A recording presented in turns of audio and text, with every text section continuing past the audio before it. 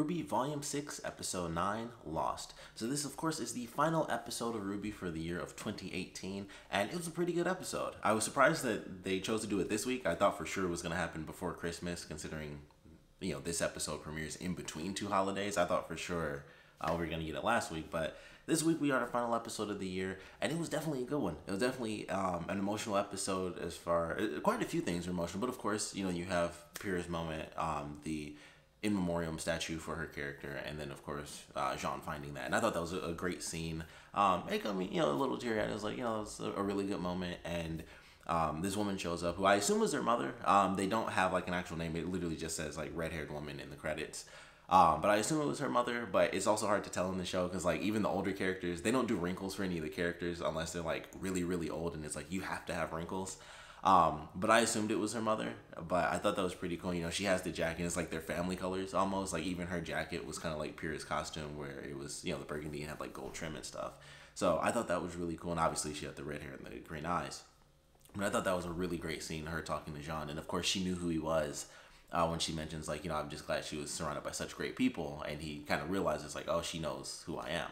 So I thought that was a really good scene. But even the opening for this episode was really good. We get to see some emotional stuff excuse me, from our villains. We get Emerald and Mercury again. Always great to see those two. I thought it was funny. I was thinking about this when I watched the episode the second time through, but they kind of gave Emerald like the Trunks Dragon Ball Super treatment. Like her hair was like totally blue in this episode instead of it being green. But it was really fun watching them in this episode where, she's talking about like, why'd you end up joining us initially? And he kind of gives his answer where he's like, I was basically trained to be an assassin by my dad, who was a terrible person. And then once I killed him, you two showed up like right after, and it was just like, poof, you happen to need exactly what I had. And so it was interesting because of course they were actually looking for her dad, or his dad. So I thought that was a really cool thing where I was like, okay, that's why that ended up happening. And it's like, sorry, like that dude's dead. If I remember that correctly, that's what that flashback was, where they were actually looking for his dad, and he's kind of like, oh, sorry, he's dead. So you got me. And that was pretty much it. So I thought that was a cool moment. And then it goes through some pretty dark stuff for Mercury's character, where it's like, we haven't seen his semblance because he doesn't have one. And that was a really good scene where he's going through and, he tries to tell Emerald, like, Cinder doesn't give a crap about us. Like, she's kind of just doing what she wants to do. Like, we're here. Or, they kind of have their opposing ideals a little bit. It's like, I joined you because you pretty much, you were looking for me right at the perfect time. So it was right where I needed to be. And now I can literally have everything I want as long as we help Salem get what she wants. And that's all I need. I'm right where I need to be. And you're worried about someone who doesn't care about us. And, of course, Emerald was pissed off by that. And then they actually fight. And it's like, he's going through the motions of like what he's gone through and why he thinks he's in the right, in the right space in his life right now. And I just thought that was really well done. It's like, every training lesson was a beating.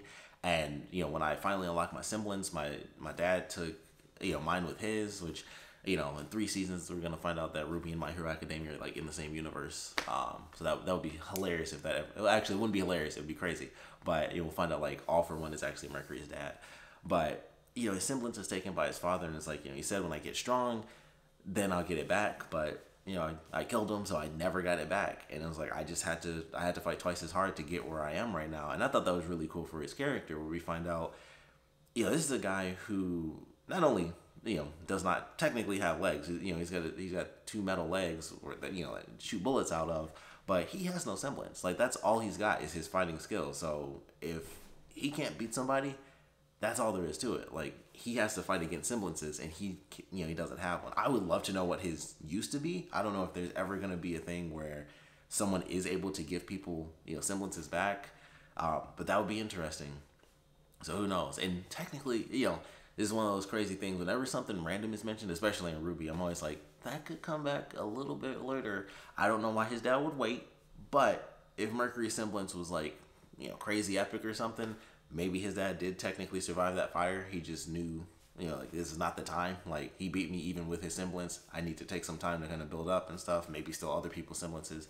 So I really wouldn't be that surprised if somewhere way down the line, his dad just came back and was like, surprise, I'm actually still alive. But, he was technically burned in a fire. So, there was never a body. We don't know what he looked like, anything like that. So it's one of those random things where it's like, that's a little thread they could pull on if they wanted to, but I wouldn't mind if it, if it kind of stayed this way, but that'd be really cool. Like, just to know what his semblance used to be, if that ever randomly came up. I would love to know what his semblance was, but I thought that was a great moment. Then Tyrion comes in and he's weird and creepy and he's spying on him and he's crazy. We see that he has his upgrade for his tail now. He has the metal tail because obviously it was chopped off, or at least the pincer was chopped off, so they like replaced the whole thing. So he's got like the cool metal tail, and you can like see the venom in certain parts. Like you can see the purple and stuff, and at the very tip, like the stinger can come out and stuff. And who knows what the F is going on with him? Like he was dropping some real vague stuff. Like obviously they're doing some big thing where they're going off to Atlas. So I was like, all right, that's a big deal. I don't know if this will happen, but I was like, they're talking about father figures, and there's like one very in particular character that is a terrible father figure that we've met as well. So I'm like, I don't know. But I don't know. It wouldn't be that crazy if Salem happened to have another person on her side that we haven't seen yet. Considering there were a couple of chairs missing, we still haven't had those new additions yet. And I think there were 3 empty chairs or something like that. Like I think that was 2 volumes ago where the people were meeting, but there were like 3 empty chairs. So Lionheart, I guess, could have been one of them. And then that still leaves like 2 other people. So it's like, oh, no, they're going straight to Atlas. So we'll see what ends up happening there. But I'm like, I wouldn't be surprised. A great twist would be if it was, for whatever crazy reason, it was actually Weiss's mom that was working with Salem. That would be super crazy. Plus, we'd get to see her. But they're going straight to Atlas to prepare for something, or to stop something preemptively, I guess. So I'm like, I don't know what we're going to see when they get to Atlas, but I have my suspicions as to who they may or may not be meeting up with. But I thought that was, really good in general. And then he tells the kids, like, please do what you want. He's like, I'm begging you. But it was really sinister because he had, like, the venom drip came out of the stinger. So I don't know if he was saying that because it was like, I would love for you guys to, try to leave. Because it was really great when Emerald was like, what? So we should just leave if we're not, having fun. He's like, he laughed, but it was really funny. He was like, oh, you can't do that. Like, you'll be dead. Like, don't leave. Don't try to leave. So I don't know if that's what he was referencing at the end. It was like, do what you want. Like, I'm begging you, because he's crazy and he wants to kill somebody. So I don't know if he was actually telling them to do what they want, or he was saying like, please try to leave because I get to kill you then. The dude's insane, so it's kind of hard to guess what he was really dropping there. Super vague stuff. But either way, they're going to Atlas, so we'll get to see whatever they're trying to prepare for, or whoever they're meeting up with a little bit later. But then of course we cut back to our main heroes, and that's when we get the search for Oscar and we get the piercing. Like I said, that was very well done.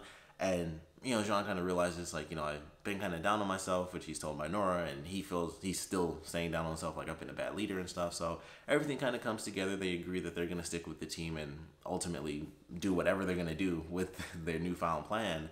And then eventually they end up finding Oscar after finding Crow, just asleep on the steps. They find Oscar, who's got a really cool jacket. I thought that was a very nice, costume change, which I guess he needed because, it's freezing now. So he needed something outside of, button-up shirt. But yeah, he gets a cool battle jacket now, so I thought that was pretty nice. And that's pretty much it. They're officially settled. Someone have a plan. They're going to steal an Atlas airship. That's Jaune's idea. And then RWBY, hits Crow with the I don't care what you think, and he got like -10 cool uncle points because he was like shocked, like, oh my goodness, she doesn't care.